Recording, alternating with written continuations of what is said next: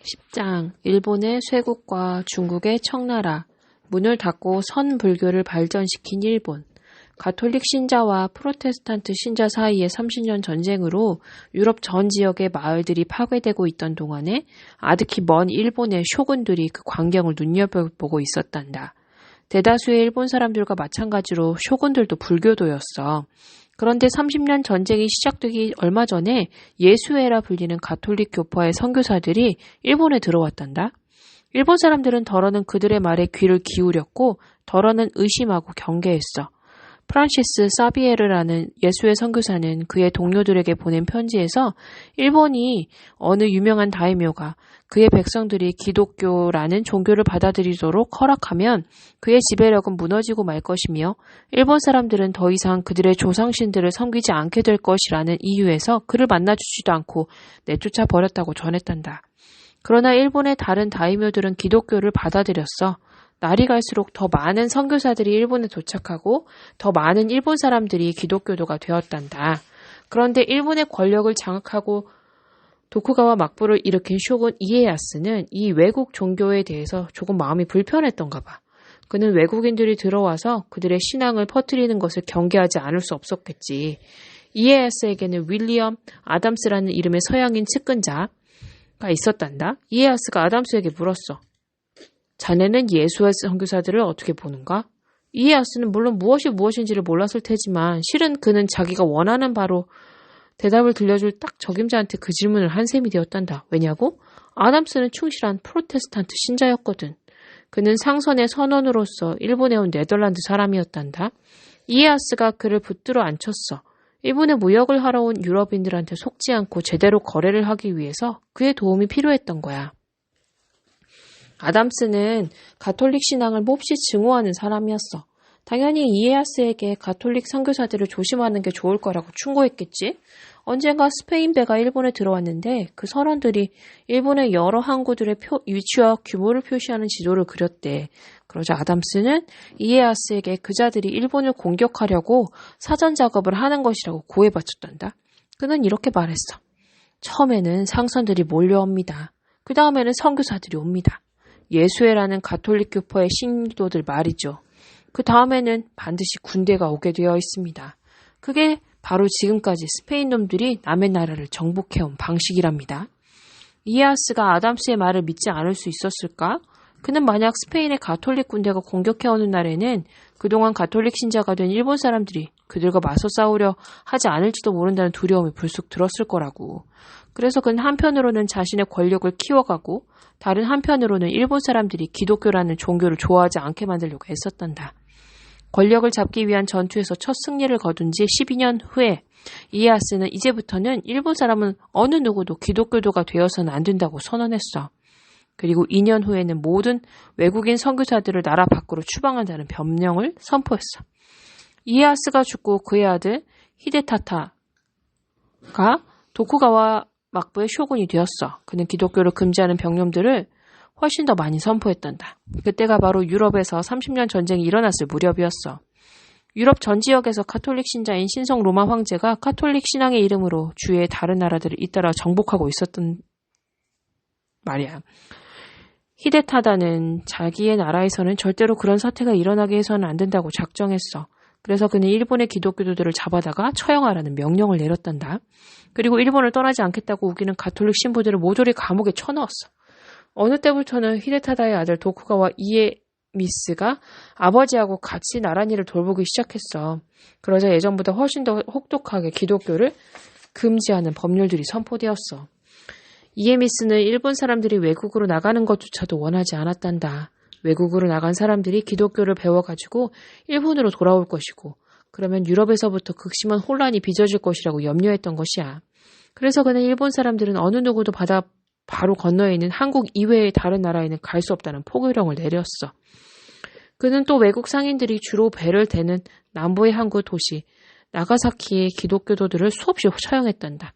그러나 기독교는 계속 번져나갔어. 나가사키 시에는 불교도보다 기독교도가 훨씬 더 많을 지경이었다는구나. 그래서 쇼군 이에미스는 아주 극단적인 조치를 내렸어. 일본의 대문을 아예 닫아 걸어버렸던 거야. 이에미스는 일본의 모든 항구에는 배가 들어와서도 안 되고 나가서도 안 된다고 선언했어. 그는 넓은 바다로 나갈 만큼 큰 배를 만드는 자, 외국에 나갔다가 돌아오려는 자, 몰래 외국으로 나가려다가 발각된 자들은 누구나 죽음을 각오해야 한다고 선포했단다. 그 모두가 외국의 사상들이 일본에 들어오는 걸 막으려고 어쩔 수 없이 쓰는 꾀와 방법이었지. 이에미스의 이 가혹한 법률들이 반란을 불어일으켰어. 수천 명이 처형당했던 나가사키시 근처의 기독교도들이 들고 일어나서 소군의 명령에 순종하지 않고 대항하는 전투를 시작했어. 이 사건을 시마바라 봉기라고 하는데 그들은 곧 비참한 운명을 맞이해야 했어. 쇼군의 군대에 쫓긴 기독교도들은 근처의 어느 성에 들어갔어. 곧 양식과 물과 무기가 바닥에 났어. 그들은 오래 버티지도 못하고 항복했는데 전원이 처형을 당하고 말았단다. 이에미스는 그 후에도 계속 법률을 선포했어. 새로운 금지 조항들이 포함되었어. 네덜란드의 프로테스탄트 상인 이외에는 누구도 일본에 와서 장사를 할 수 없고 네덜란드의 상선조차도 1년에 딱 한 척만 받아줄 것이며 그마저도 그들을 위해서 나가사키 항구 앞 바다에 특별히 만들어 놓은 작은 인공섬에 배를 내어놓고 장사를 해야 한다는 것이었어. 절대로 일본 본토에는 외국인들이 발을 들여놓을 수 없다는 것이었지. 그로부터 한 세기 동안 일본은 서양의 모든 사상가들과 가톨릭 선교사들로부터 완전히 차단되었어. 기독교는 자취를 감추고 불교가 다시 성행했지. 선불교라 불리는 일본 고유의 불교가 특히 위력을 떨쳤단다. 선불교도들은 깨달음이라는 것은 자신의 마음에서 나오는 것일 뿐 남의 가르침을 배우거나 외국 땅을 여행한다고 해서 얻어지는 게 아니라고 믿었어. 그래서 그들은 성질을 순례하지도 않고 남의 설교를 듣지도 않았어. 오로지 명상만 했어. 고요히 앉아서 자신의 마음속 아늑한 어느 곳에 깨달음이 저절로 눈을 뜨는 순간을 기다리는 것이었지. 그들은 또 진리란 것은 가장 작은 것, 가장 단순한 것에서 발견된다고 믿었어. 일본 사람들이 자꾸 아름다운 예술품을 만드는데 전문가가 된 내력이 바로 거기에 있어. 그들은 모래와 자갈로 축소한 자연의 풍경을 만들고 분재라고 나무가 제 삶의 이치대로 자라는 걸 억압해서 난쟁이가 되게 만들어 놓은 것을 하염없이 들여다보았어. 또 지극히 간결하면서도 아름답게 그지없는 정원을 가꾸어 놓고 거기 앉아서 명상을 했단다. 또 그 다음 한 세기 동안에도 일본의 선불교는 계속 번성했단다. 일본은 바깥으로 나가거나 바깥에서 들어오는 모든 문들을 꾹꾹 닫아건 채 자신들의 안으로만 발전을 꿈꾸었던 거야. 만주족이 세운 청나라, 금유럽 세계에서 가장 거대한 나라 중국도 외국의 사상가들과 외국 침략자들 때문에 몸살을 앓고 있었어. 그런데 중국을 침략한 외국인들은 서양에서 온 사람들이 아니었단다. 그들은 바로 중국의 땅덩어리 안에서 일어난 사람들이었어. 중국은 그때까지 여러 세기 동안 명나라의 황제들이 지배해왔어. 명나라는 중국 남부에서 일어났는데 그 지방 사람들은 대개가 한족이란다. 명나라의 황제들도 한족이고 그들이 다스리는 백성들도 한족이었어. 그들은 같은 언어를 사용하고 같은 음식을 먹고 같은 문자로 글을 쓰고 같은 옷을 입었단다. 그런데 중국의 북부지방에서 터전을 잡고 살아오던 사람들이 언젠가부터 명나라를 아주 미워하게 되었단다. 그 지방을 만주라고 하고 그 사람들을 만주족이라고 해. 그런데 명나라의 군대가 걸핏하면 쳐들어와서 음식을 훔치고 농부들을 논밭에서 쫓아내죠. 만주족의 지도자들은 몹시 화가 났어.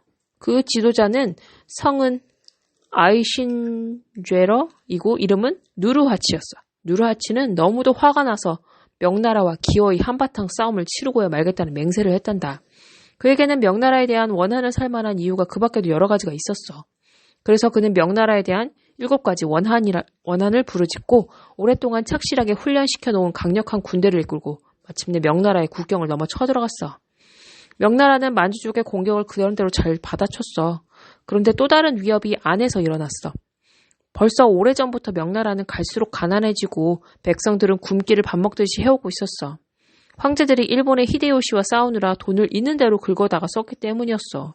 그런데 나라의 돈이 바닥난 것만이 문제가 아니었단다. 인구가 펑펑 늘어간다는 게 더 큰 문제였어. 인구가 1억 6천만 명에 이르렀고 그 많은 입들이 다 먹고 살 만한 곡물을 생산하기엔 농토가 부족했어. 날씨마저 갈수록 추워지고 때도 아닌데 서리가 내리고 귤나무며 갓싹이 돋은 작물들이 얼어 죽었어. 곡식이 너무 귀해서 돈이 있어도 살 수가 없는 지경이 되었단다. 병사들은 급료를 언제 받아보았는지 기억이 가물가물하고 배를 줄인 지도 너무도 오래되었어. 당연히 병사들이 떨어져 나가기 시작했지.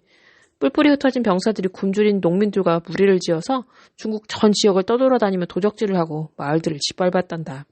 한편 만주족의 군대는 중국 북쪽의 고을들을 공격하기 시작했어. 한족 사람들은 하나같이 두려움에 떨고 분통이 터졌어.